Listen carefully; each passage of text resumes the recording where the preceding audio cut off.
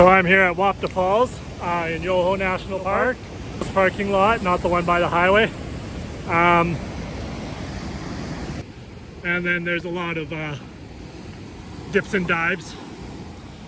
This is the falls.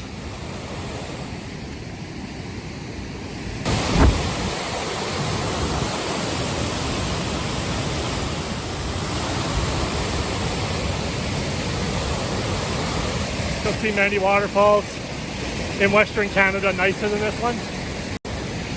But you know, when so many waterfalls, they're nothing compared to this. So really, it's a really recommendable.